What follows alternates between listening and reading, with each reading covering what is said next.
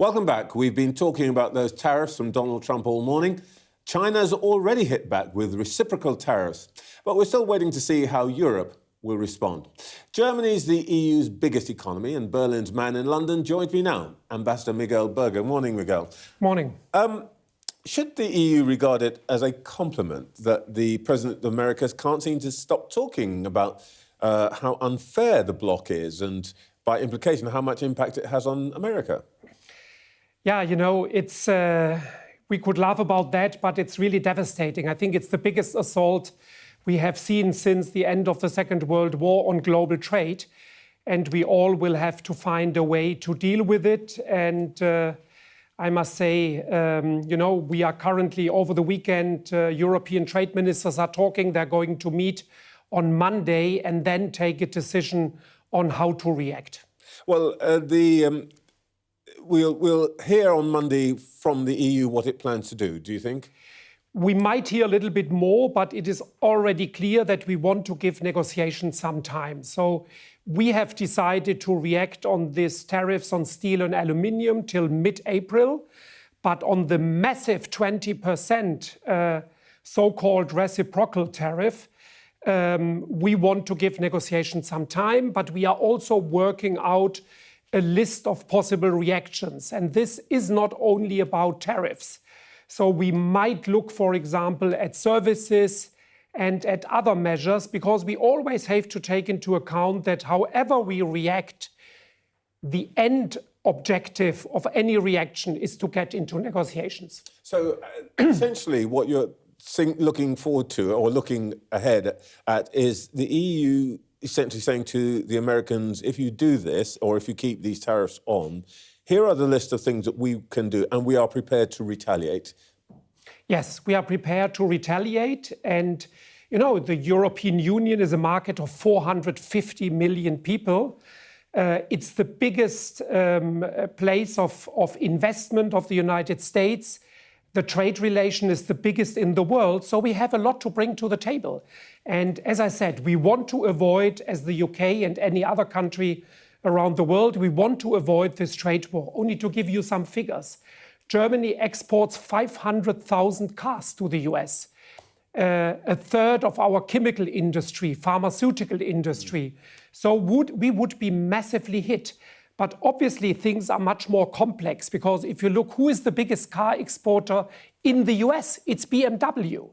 You know, so if we would take countermeasures, we would hurt our automotive industry twice. So what is very important is that people don't only look at the tariffs, but also at the secondary effects. So, for example, what will happen to all the Chinese goods which can't go to the US? They might end up in the British and the European market, and we have to protect ourselves against. Against dumping. So, dumping and, you know, a redirection of trade. And we have to take all of this into account.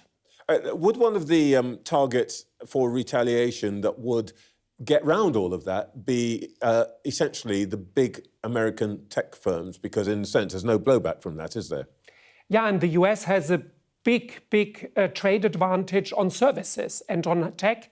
But obviously, with all the countermeasures, you always have to take into account, do you hurt your own consumers and your own economy? That means, are there any other places in the world when you can get the same thing without paying tariffs?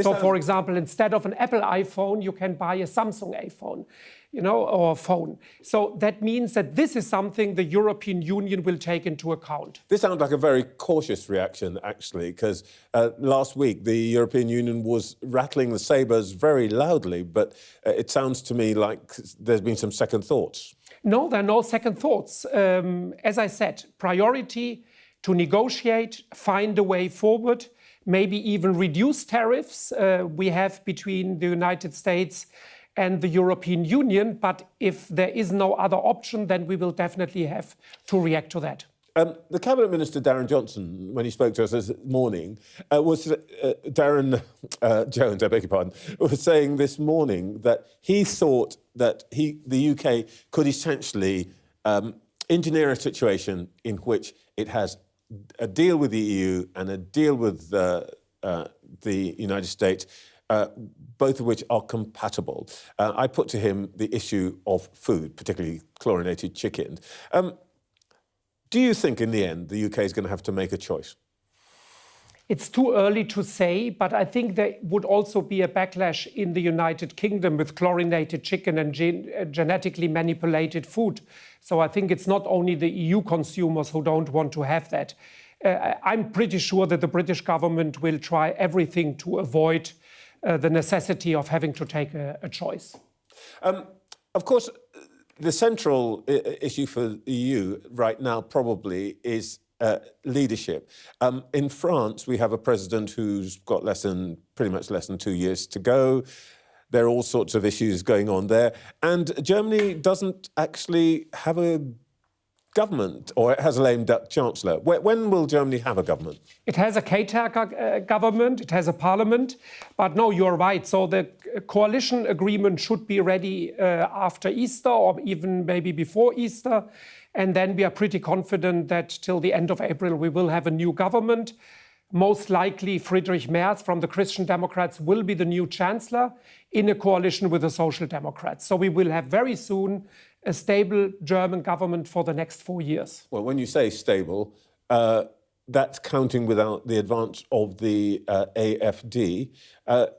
First of all, you're pretty sure that they're not going to be in government, that the firewall will survive. And secondly, are you sure that this is a government that will last for 4 or 5 years, given their advance? The AfD will be the main opposition party. That is absolutely clear. And they are very strong in Eastern Germany. But the firewall, to your question, yes, it will survive. And I'm very confident that we are going to have a stable government because the tasks are enormous. And we have lifted the debt brake on defense. So we are willing to invest more on defense. We will spend an astonishing sum of 500 billion euros on infrastructure in the next 12 years. So a lot to do for the next government. Miguel Berger, thank you very much for your time this morning. Thank you, Trevor.